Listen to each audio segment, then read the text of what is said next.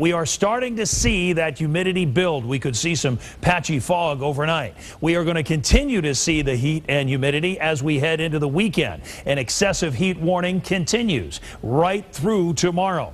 We'll talk all about the forecast as we go into this weekend, but let's talk more about that severe weather. And we head out to Anderson Township, where Brendan Keefe has the very latest on some of the things that happened tonight. That's right, Steve. This storm hit a little too close to home for a lot of us. How close? Well, I'm standing on top of a giant tree in my own front yard. Yes, I own this tree, and I guess I'm going to have to pay to clean it up. The neighbors were kind enough to chop off some of the limbs that were blocking the road to 6 houses so the cars could get by. But damage like this, widespread but minor across the tri-state, with gusts topping 80 miles per hour.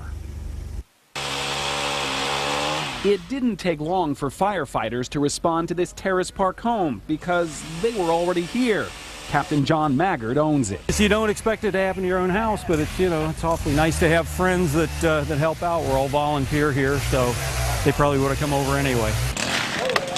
The tree narrowly missed the bulk of the captain's house. We heard we were going to get strong winds, and sure enough, blew through. The first gust took it down. First 5 or 10 seconds of wind. It was lights out across the tri-state, with hundreds of thousands of people left in the dark. Next thing I knew, it crashed right there in front of me. It is a giant tree limb that did not miss the home where Karen Clifton lives with her granddaughter. It looked like it was going to start raining is all I noticed from the sky, and I just got home and went inside to check on my granddaughter and came back over to the door and looked out, and about that time all the wind started up real fast, and I said, would you look at that? And next thing you know, there went the tree.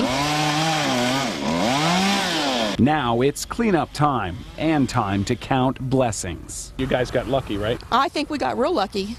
It could have been a lot worse. Whatever the gutter costs, I got one nail loose on the roof. I got extremely lucky. There doesn't seem to be any structural damage at all. Very lucky. Well, what's the going rate to take down a tree in a yard? I'm going to have to ask the captain. He bought his buddies some pizzas, some waters, and some beers for when the job is finished. Remember, they're volunteers, so they're off the job tonight. Again, the damage widespread but minor, but this should be a lesson to all of us to be prepared, because even though this was forecast, sometimes it feels like it comes out of nowhere. We're live in Anderson Township. I'm Brendan Keefe. All right, Brendan, glad that was merely a close call and not a direct hit.